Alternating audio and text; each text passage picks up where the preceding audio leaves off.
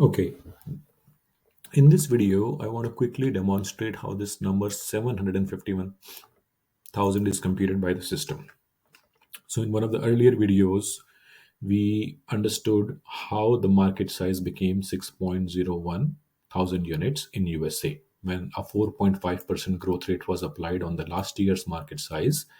Then the current year's market size was computed. Okay. Now, this 751 is 12.5% of this market size. Let me show you the numbers quickly. Okay.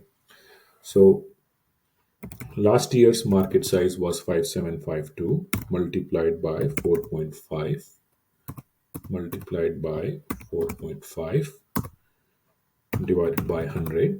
This is the growth in the number of car sales in USA, or estimated growth in the number of car sales in USA. This multiplied by original size from round zero. So this is the new size.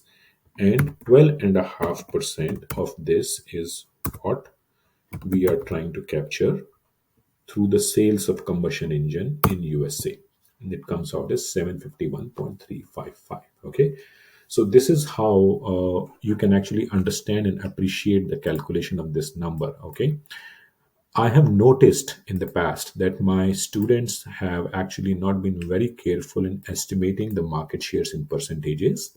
But once you put that market share in percentage here, and once the number gets computed, it would be a good idea to actually go back to the results tab and look at the last year's result and then try to figure out, is it possible to achieve that new number that you have? Is it possible to achieve this new number when the last year's number is this? Okay, so for in this case, in my part one video, I already spoke about that. Okay, some of the market will actually be taken over by hybrid, so the combustion market is expected to slow down or shrink.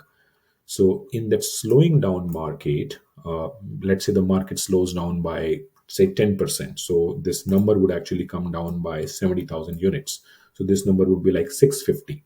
So the average potential demand in the combustion market would be 650,000 units. And I'm trying to sell 750,000 units. That means I'm trying to sell 100,000 units more than an average demand, and that's how I know that my product mix has to be better. Okay, so I hope this video actually gives you a little bit more input into how to do market share calculation.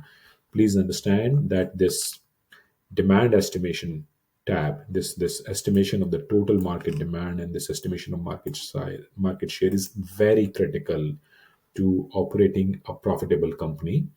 Wrong calculations on this screen can actually either generate a stock out in terms of losing the revenue in the market, or ending your company with huge inventory that will actually completely disrupt your financial status and financial strength, and your company will actually have a very bad financial rating if you end up taking a huge short-term loan because of errors in estimating market size or market share.